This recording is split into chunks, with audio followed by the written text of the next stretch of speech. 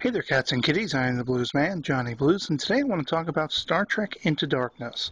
We just got a new synopsis that was released recently, and I've had some interesting thoughts on this because essentially, I'm somebody who's been really excited for the new Star Trek film. I enjoyed the original J.J. Abrams 2009 Star Trek reboot, if you will, and I'm somebody who, I'm just a big Trekkie. I love the original series primarily. I have the entire series. I have the entire series of Enterprise. I really enjoyed that series.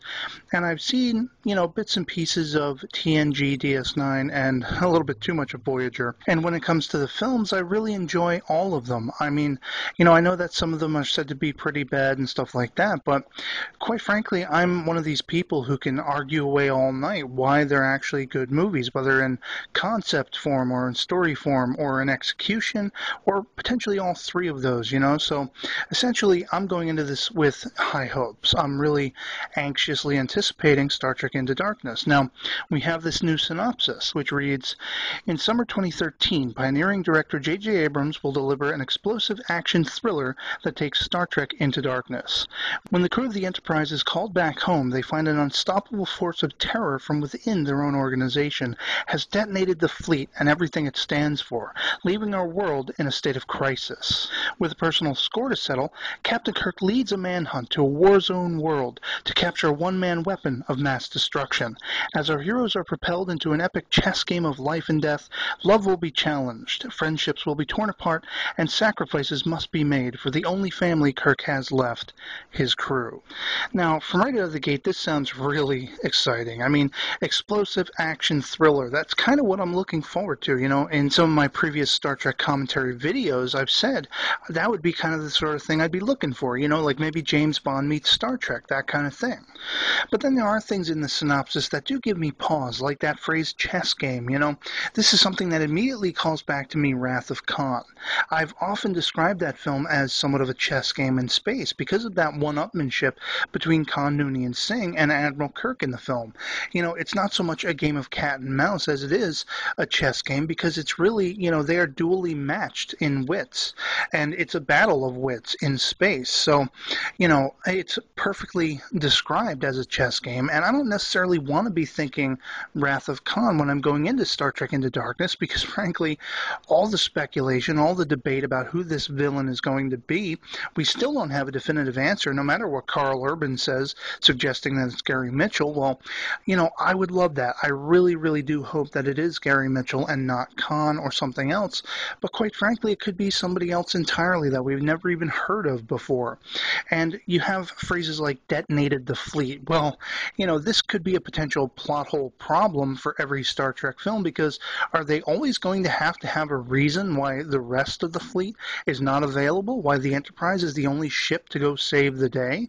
And, I'm only hoping that in this film we actually get to see the fleet taken out so that we have it legitimate on screen. It's not something in the background, oh, our fleet got taken out at the Crab Nebula or something like that, and we never get to see it. I hope we actually do get to see it so it legitimizes the fact that maybe the Enterprise is the only available ship. And then there's that word sacrifices.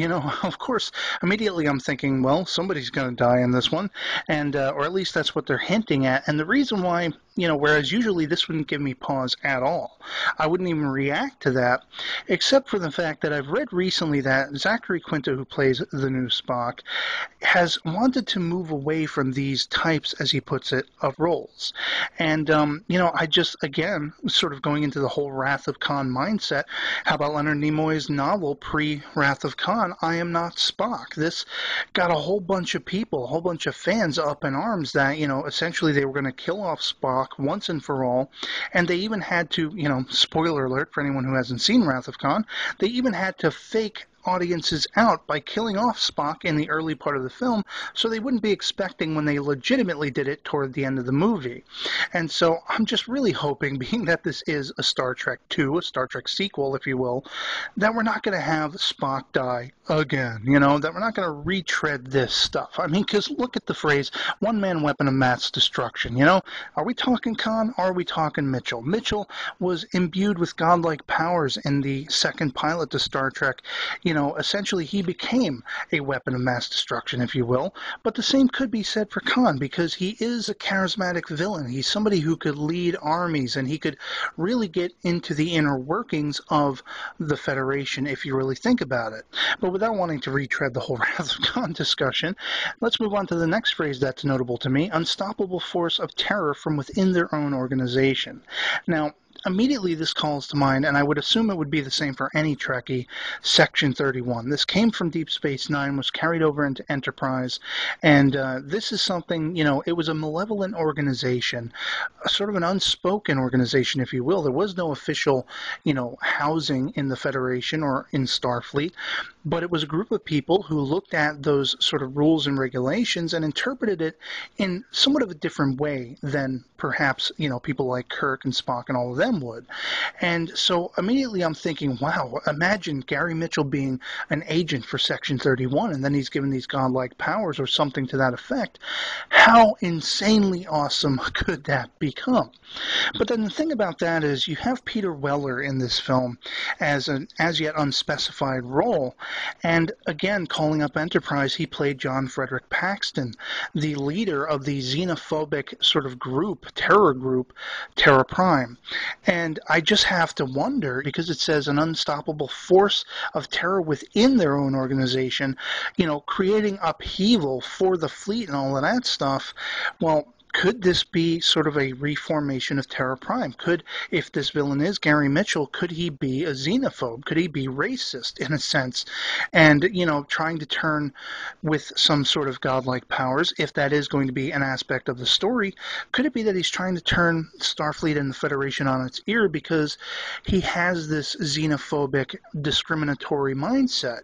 That, too, could be pretty fascinating, because people like that are sometimes capable of anything when it comes to terror and just horrible acts, enacted out on people they don't like. So it's somewhat fascinating, that phrase. I can't wait to see how this plays out. Now, the last couple of things that stick out to me in this particular synopsis is the phrase friendships will be torn apart. And I have to wonder just what this means. I mean, the first thing that I'm thinking of is, could it be Kirk and Spock? But I think that would probably be a little bit too early. They only just became friends in the last movie toward the end of it. So, what kind of friendships could we be talking about here? And the first thing that comes to mind after that is Kirk and McCoy. And I'll tell you, that is one of the things I really want to see going into this movie, not their friendship being torn apart. I want to see more of their friendship, because we didn't get enough of that in the 2009 Trek as far as I was concerned. One of my all-time favorite, if not the all-time favorite, lines of dialogue from a Star Trek movie is from Star Trek III, The Search for Spock. You have the Enterprise cascading as it's coming into orbit of this planet, this Genesis planet, and the entire crew has just beamed down after having been boarded by Klingons and setting the ship to self-destruct. It blows up, it's careening into the atmosphere of this planet. Kirk is looking up to the sky and he says, "My God, Bones, what have I done?"